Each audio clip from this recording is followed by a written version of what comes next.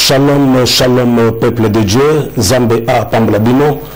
pekima ya mokonzi ezala na moko na bino oyo bozali kolandanga na moma oyo, lokola na ebisaka bino ke nangolu ya Zambe, to kukuta nandenge to kuta lelo po ete to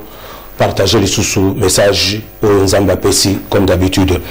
Bien-aimé dans le Seigneur, lelo nazali na thème oyo ezali kolobete relation ya Saint-Esprit na kati ya église. Ou bien quelle est ta relation avec le Saint-Esprit? Natango tozali kobonde la pe tango tozoko kini nanda kwa Nzambe, est-ce que molimo mosanto rôle na molimo mosanto na kati na église za nini? Pe rôle ya molimo mosanto na kati ya vie ya mwana na Nzambe eza ndenge nini? Et pe nazali kotuna yo o tango ozali koyuka molimo mosanto na église, ozali kozwa molimo mosanto lokola nini na kati na bomo na yo en tant que mwana na Nzambe? Est-ce que molimo mosanto ezali puissance? Molimo Santo ezali nini nakati na ecclesia. Nazali ko babongo pourquoi bien aimé dans le Seigneur, parce que nazali ko mona Bible ezali ko talisa biso na mokanda ya acte des apôtres, ezali ko talisa biso ke ba disciple ya Yesu Kristo tango mokonzi Yesu akofaki pe asekaki atikaki bango na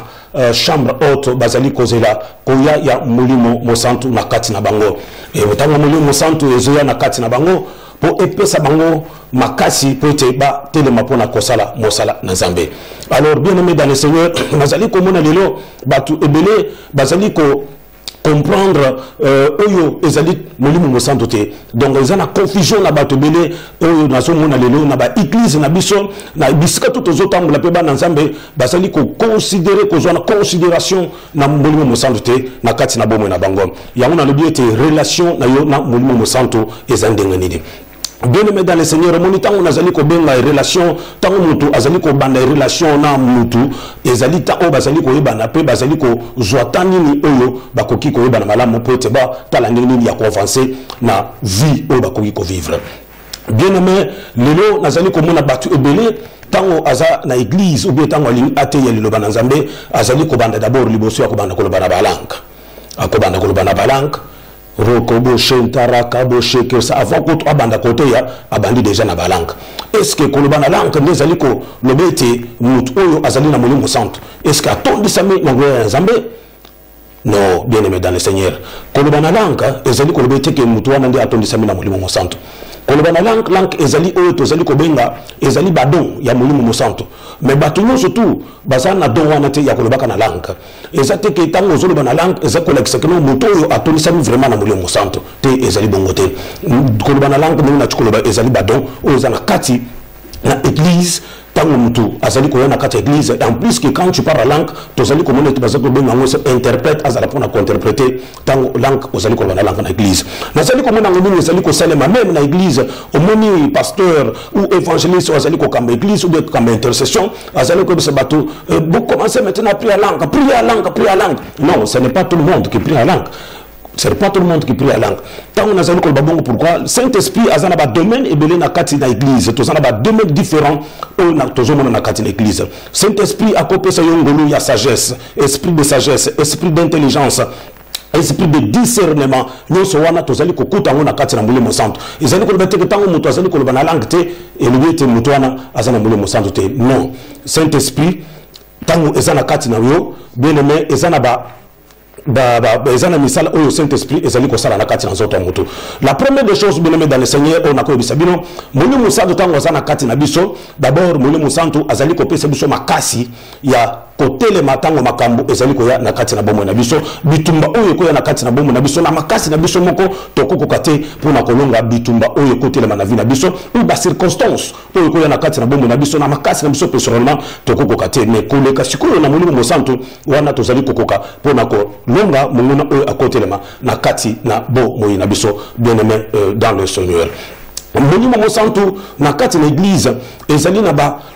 fonction et belé oyo molimo santo que se présenter ou que se manifester pardon na kati da église mutu mususu akoza na église azana don ya koyemba ezali ngulu na kati ya koyemba mutu mususu akoza la zote na ye en tant que pasteur intercesseur na kati na église mais molimo santo ezali ko jouer na ba rôle et belé na kati ya lingomba ezali kaka te mutu oyo azali ko lobana langue ezali ko accepter nde azali na molimo santo non Saint-Esprit na kati na église bien aimé dans le Seigneur ezali ko pesa biso makasi ya côté le ba maka oyo so côté le manakati na bomo na biso bien aimé to ko tanga pe Bible so ko bomoni awa na mukana lika na chapitre 4 à partir ya 17e verset boko yoka ndenge nini Bible ezali ko talisa biso bien aimé dans le Seigneur Jésus-Christ qui est fils de Dieu et tango yemoko aye na kati na mokili akoti na kati ya église azurlo afungoli azali ko loba awa bien aimé dans le Seigneur que molimo mo santu oyo eza epai na ngai na tomisami na yango ezali pona kote ya liloba na Nzambe ezali pona ko délivrer ezali pona kosilisa ba oyo bazana maladi na kati na bomo na bango bien aimé nous avons un devoir tango molimo santo zo na kati na biso Jésus-Christ azali ko je suis rempli du Saint-Esprit le Saint-Esprit qui est sur moi c'est pour guérir et pour donner la délivrance bien aimé dans le Seigneur diboso bien aimé tango molimo santo zo na kati na biso molimo santo azali ko pesa biso courage ya ko annoncer d'abord la parole du Seigneur. Ce qui nous dit santo za na kati na biso te to koza na makasi à côté de Nzambe te. C'est pourquoi bien aimé dans le Seigneur tango ba disciple bazalaki na chambre haute ba banda ko le Saint-Esprit et ya epana bango tango Saint-Esprit ye basu courage ya ko lima ko banda côté ya liloba Nzambe. La même chose comme Jésus a dit que Naza a rempli dans molimo santo, la première des choses c'est d'aller prêcher l'évangile kozo courage ya ko kende côté évangile kozo courage ya ko kende ko lebisa batu liloba Nzambe. Bien aimé tala mutu oyo azali a rempli na molimo santo azoke dans l'église azana zèle esprit azana zèle ya kokende église azali fatigué ata veiller ezali azoke de kola na église ata mbule zo beta moto su bible a se déplacer azoke na église zèle wana molimo santo azali kopesa pour ozo courage ko zo bible côté ya bato évangile que bato baya na église voilà au rôle oyo ya molimo santo na kati na bomo na biso en tant que bana Nzambe sikoyo bien aimé dans le Seigneur ndenge nini okoki ko zo soin ya ko ranger oyo tobengi et relation na yo na molimo santo au cause la peine la relation na yo na molimo santo bien aimé dans le Seigneur molimo santo bien aimé ba commanda ka molimo santo te molimo santo bien aimé dans le Seigneur hein basali ko commander à noter le nom basali ko mona batobele basali ko commander Saint-Esprit basali ko comprendre te Saint-Esprit ba commanda ka yango te bien aimé dans le Seigneur na zo mona batobele le nom baso comme na église babi invoquer le Saint-Esprit après le Saint-Esprit commencer à parler la langue commencer le Saint-Esprit est là non on ne commande pas le Saint-Esprit yango mona batobele le basali ko échouer. Pourquoi? Parce que bango bazali ko zo Saint-Esprit loko la puissance. Non, et ça du bon côté. Saint-Esprit, c'est une personne. Saint-Esprit, ce n'est pas une puissance comme vous le prenez. C'est pourquoi vous allez que le musikato dans Zambé. Yangonde makamumine bozo salangote na kati na vie na bilo parce que bozo comprendre mabe molimo mosanto na kati l'église. Bien aimé dans le Seigneur batu et belo bomonde basala ba bikamwa na kati ya Biblia parce que babanda ko yoka nini molimo mosanto ezaliko la ce que je peux vous dire bien aimé dans le Seigneur, molimo mosanto et faut molimo mosanto est dirigé biso. Molimo mosanto est dirigé yo cause à la pasteur, prophète, intercesseur. Dans le domaine tout cause à la nango, Saint-Esprit est dirigé biso. Biso to ko bonela to ko senga na molimo mosanto nazali ko senga yo otalisanga inzela il kamunini o likambo nazana likambo. Qu'est-ce que je peux faire pour na longo na likambo? Et cause à la par exemple na personne likambo, au cause à la ozana moi likambo ko ekoelio na kati ya vie na yo peut-être na musala ozuma problème moko boye tentation ya mungu na satana oyoki likambo na mais likambo ekomilinga qu'est-ce que je peux faire et moko ko vanda boye ozo kanisa olobi na kosala ndenge nini okosenga epai na Nzambe Nzambe na ngai nazana besoin opesa nga solution na likambo nazana ngo okozonga na ndako na yo okangi porte na yo ozu likambo na yo oyebisi yango molimo santo comme je vous ai dit bien aimé molimo santo c'est une personne ce n'est pas une puissance ce n'est pas une puissance c'est une personne de Saint-Esprit.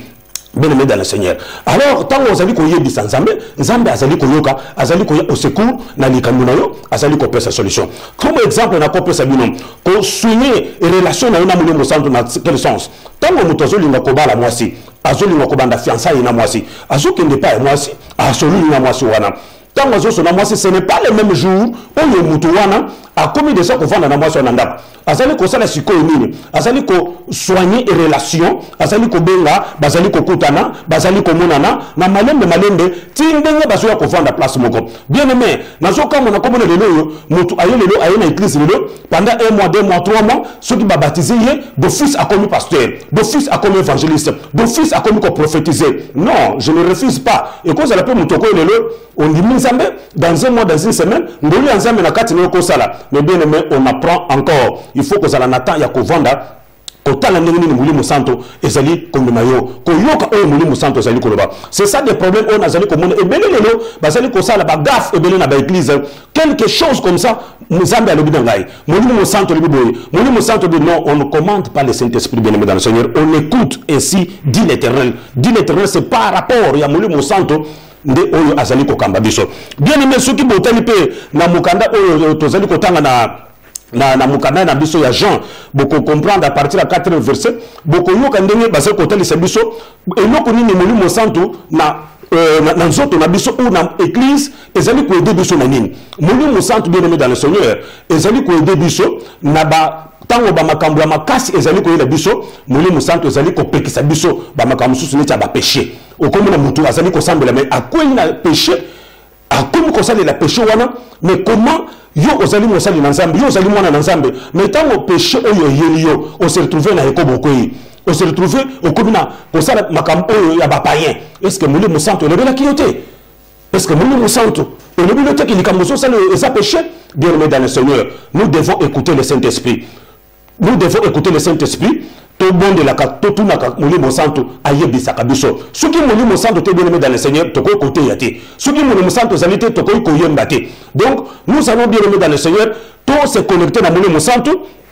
toute relation na biso na Molimo Santo to tambola le ndenge Molimo Santo zali pour to yoka ka Molimo Santo wana to kende liboso na Nzambe soki ozulu ka Molimo Santo te bien aimé dans le Seigneur o kende liboso na Nzambe te et belé bazali ko échouer lelo parce que bazali ko sala na le lenge na bango comme je viens de vous dire que bato bazali ko loba na balangue ce n'est pas parler à langue que yonde ozana Saint-Esprit comme aujourd'hui bato balinga komi la kisamingi comme biso ba africain to linga ka déjà komi la kisakaka liboso bato ba mona ke na nazali atata ngozo na église et là tenina yo na façon zo tambre il faut que bato ba remarquer yo même atata ngozo lingo ke ndeko cha offrande o linga ka bato ba remarquer yo atata ngozo te liboso o linga bato ba remarquer yo non wana ezali bizaleli ya mutu oyo azana Molimo Santo te wana ezali ya bato o bazomona Molimo Santo neti puissance non on ne se vante pas bamila ke sakate Molimo Santo epesaka kimia Molimo Santo epesaka boboto na kati ya mutu Molimo Santo epesaka conseil esprit de conseil de discernement na kati ya Molimo Santo bien aimé tozana badon ebele na kati ya Molimo Santo esprit de discernement ce n'est pas seulement par la langue donc bien aimé dans le Seigneur ce n'est pas seulement en prêchant non tu peux prêcher mais il y a toujours bato bakoza na église wana autre bengi ba ancien église autre bengi ba diacre na église wana ba ngoli nyonso wana eza na kati ya église bien dans le Seigneur Molimo Santo eza na mutu nyonso oyo azali koyoka ndenge nini Molimo Santo ezali kokamba ye soki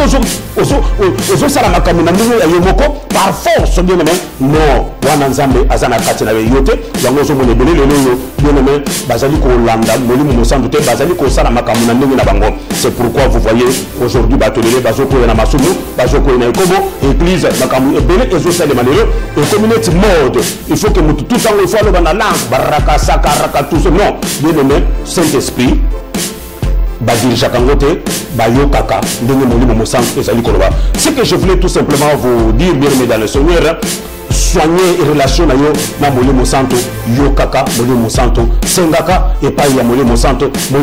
a révélé yo à la question nini ko tambola à la question nini ko côté à la question nini ko occupé ko kotsa kina na kati na fayo na yo na bana na yo bien aimé dans le Seigneur Nzambe apambola bino ezalaki kaka non sali na bino bien aimé dans le Seigneur Pasteur Norbert si je oyo na bisi bino que non relation na yo na Molimo Santo et relation ya église na Saint-Esprit. Église Saint-Esprit rôle nango ezandenge nini bandeko na ngai chorale ba choriste et relation na bino na Saint-Esprit ezandenge nini bo soigner et relation ya bino na Molimo Santu bo kangama na Nzambe bo bondela ka bo mitika Molimo Santu e kamba bino bo senga ka mingi e pa Molimo Santu a révéler bino nini boko ko sala ce que ozali ko senga Molimo Santu bino dans le Seigneur wana ozali banda bien aimé na komi na suka na message oyo ezali kaka pona ko bisa bino ke Saint-Esprit azali capable. Saint-Esprit, ce n'est pas une puissance. Saint-Esprit, c'est une personne de l'Esprit bien-aimé dans le Seigneur. Kangama na Molimo Santu, sengaka Molimo Santu. Et que tali là, et que mona menini, pour changer, vous n'avez que changer, et tonga église, et que soit dimension mususu tango zoti que la Saint-Esprit et kambabino. Même Jésus avait dit namoko na koyi ko ça la note, mais que ta volonté soit faite. Quelle volonté? La volonté de Dieu. Que Dieu vous bénisse bien aimé dans le Seigneur. C'est tout juste pour vous dire que non bon sengaka et pas ya Molimo Santu ndia ko sala. Nzambe apambola bino to komona na bino na mokolo o Nzambe akopesa biso susumulu toujours awa na chaîne na biso auto kutana kana bino de temps en temps na Lukubika TV awa esika to sololaka nde na yaka makamtu na sili sakango kaka na Bible.